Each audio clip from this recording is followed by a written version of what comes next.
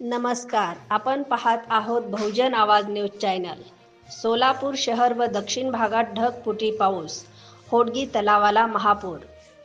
बुधवारच्या मध्यरात्रीपासून गुरुवारच्या पहाटेपर्यंत सोलापूर शहर व दक्षिण भागात ढगफुटी पावसाने थैमान घातले.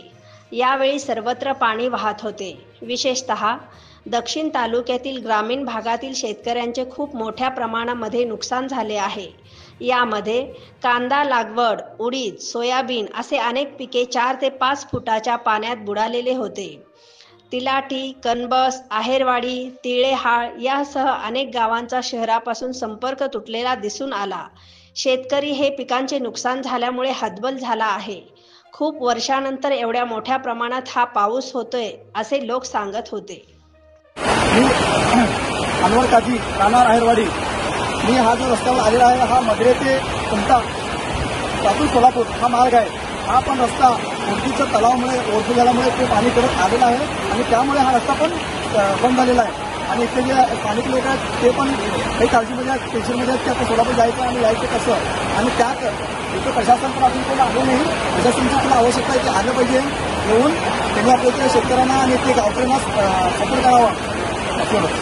कांदा कांदा पाणी बघा, पाणी पाणी पाणी. हे बघा हे बघा हे बघा शेत सगळं कांदा आहे. तिकडे बघा भाव कुठून आले, तिकडे कापसा लावलेत आणि हे एवढं हे बघा कांदा कांदा कांदा कांदा. काय खायचं, काय प्यायचं, नुसतं काय काय बोबरायचं, काय करायचं एवढं सांगू.